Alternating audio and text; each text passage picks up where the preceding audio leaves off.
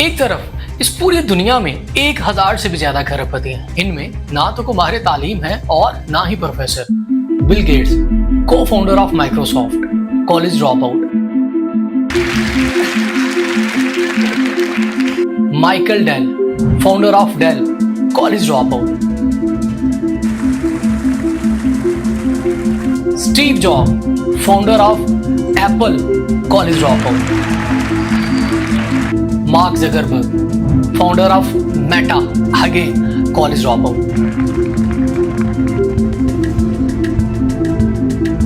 ये सब बहुत पहले ही इस एजुकेशन फ्रॉड को समझ गए थे।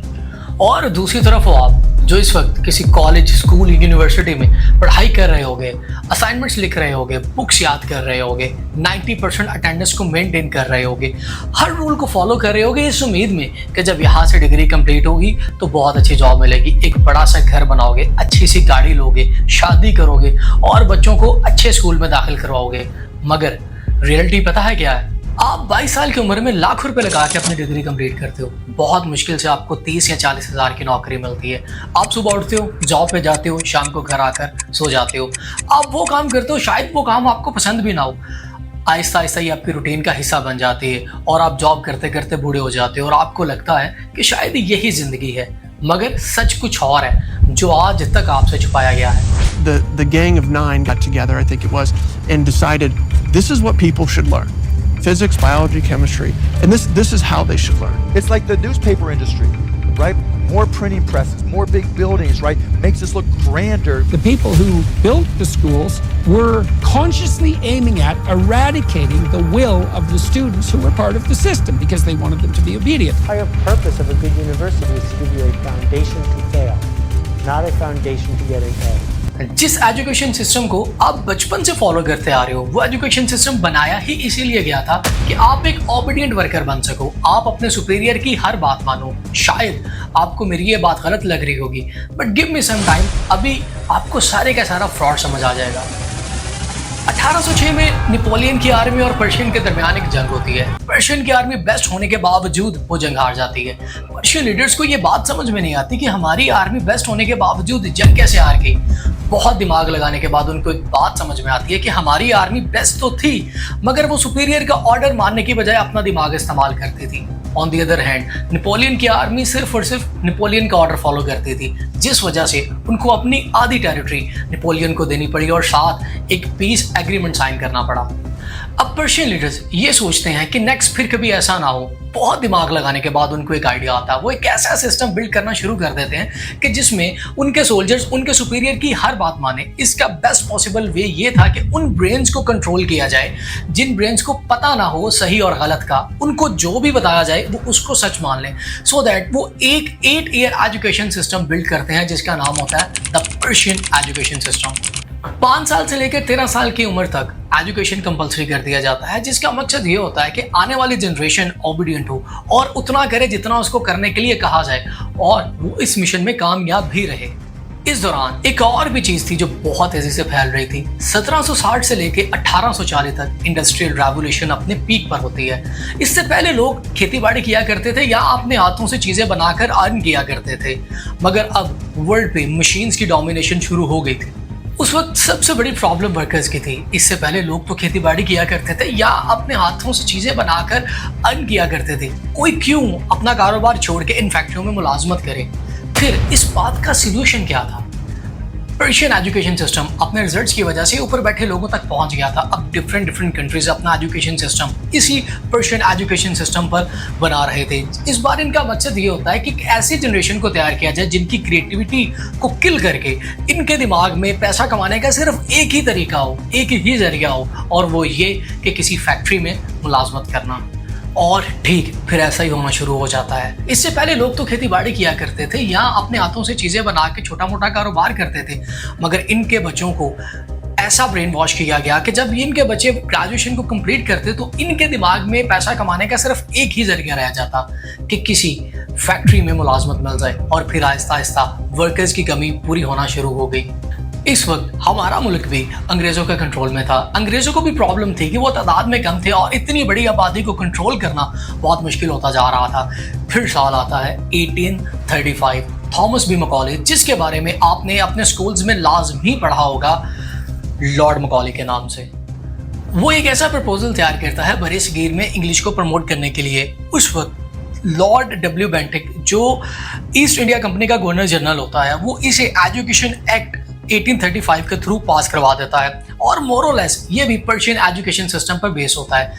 तब लोग ये सोच रहे थे कि अंग्रेज हमारी भलाई कर रहे हैं, मगर हकीकत कुछ और थी। आप खुद मकॉली से सुन लें। In our dream we have limitless resources and the people yield themselves with perfect docility to our molding hand. We shall not try to make these people or any of their children into philosophers or men of learning or men of science. We're not to raise up among them authors, orators, poets or men of letters. We shall not search for embryo great artists, painters, musicians.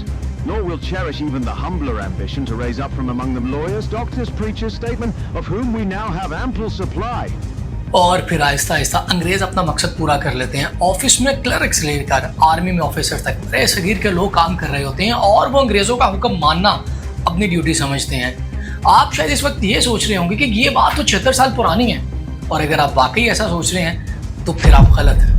आपके पैदा होने से भी पहले आपके वालिदान ये सोचते हैं कि हम अपने बच्चे को एक बड़े स्कूल में भेजेंगे। अब स्कूल एजुकेशन की जगह कम और स्टेटस की जगह ज़्यादा बन गई है। आपके वालिदान हर महीने आपकी फीस जमा करवाते हैं और बड़े रिलैक्स होकर ये सोचते हैं कि अब फ्यूचर की जिम्मेदारी आपके स्कूल पे है। आप जब स्कूल से आते हैं तो आपका बहुत ही क्रिएटिव माइंड होता है। आपको वहाँ पे बहुत सारी किताबें दे दी जाती हैं जो सुबह से लेकर शाम तक आप पढ़ते हैं और उसी के बारे में सोचते हैं। एक्चुअली स्कूल और कॉलेज के दरमियान आपको एक ऐसा इंसान बनाने का प्रोसेस चल रहा होता है कि जब आप डिग्री को कंप्लीट करें तो आपके जहन में पैसा कमाने का एक ही तरीका हो कि मुझे कोई जॉब मिल जाए या कोई मुझे काम पे रख ले। आपको पूरे यूनिवर्सिटी कॉलेज के दौरान एक सेल्फ इंडिपेंडेंट बनना सिखाया गया ही नहीं होता।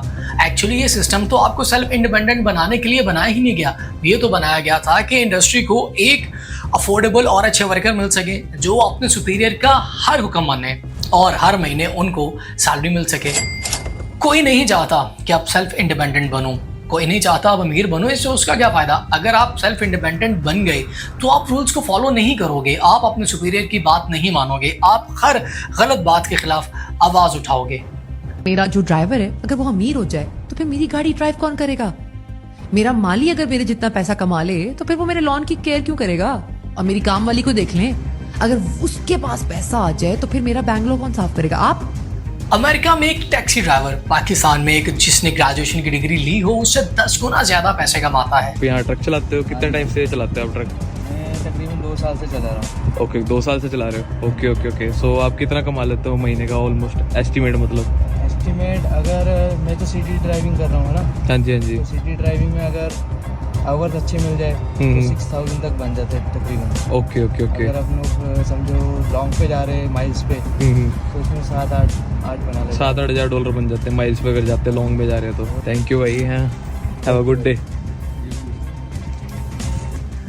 तो अब इसका सोल्यूशन क्या है कि हम स्कूल जाना छोड़ दें, हम यूनिवर्सिटी जाना छोड़ दें? ये जो करोड़ों लोग रोज पाकिस्तान में स्कूल या यूनिवर्सिटीज जाते हैं तो क्या ये गलत करते हैं? वेल, आप शायद अभी भी नहीं समझे। Let me explain. किसी चीज़ को इतना प्रमोट करो कि वो न्यू वे ऑफ लाइफ बन जाए और लोग बिना कोई सवाल किए चुपचाप उसको फॉलो करते जाएं। आज बस एक सवाल करने की ज़रूरत है कि एजुकेशन सिस्टम किसने बनाया और इसको बनाने का पर्पज़ क्या था। कल भी इस एजुकेशन सिस्टम को फॉलो करके लोग बिलो एवरेज लाइफ जीकर मर गए। ना तो उन्होंने खुद के शौक पूरे किए और ना बच्चों के लिए कोई बड़ी विरासत छोड़ गए। आज भी इस एजुकेशन सिस्टम से कोई अमीर नहीं बन रहा। इनफैक्ट वो तो इस डर में जी रहा है कि रोज हजारों लोगों को नौकरियों से निकाला जा रहा है, कहीं अगली बारी उसकी तो नहीं। इस वजह से वो अपनी सेल्फ रिस्पेक्ट को साइड पे रखकर बॉस की हर बात मानता है कि उसको नौकरी से ना निकाला जाए और बॉस की डांट खाता है। चाहे उसको वो काम पसंद हो या ना हो, वो बस चुपचाप वो काम किए जा रहा है।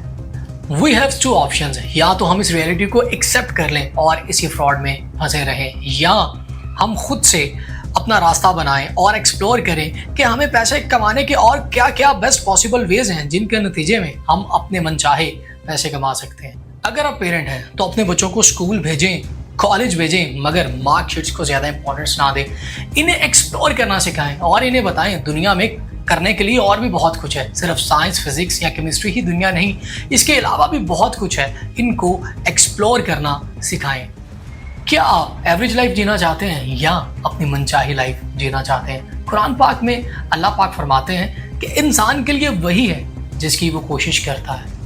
आप कोशिश करें, अल्लाह पाक आपकी ज़रूर मदद करेगा।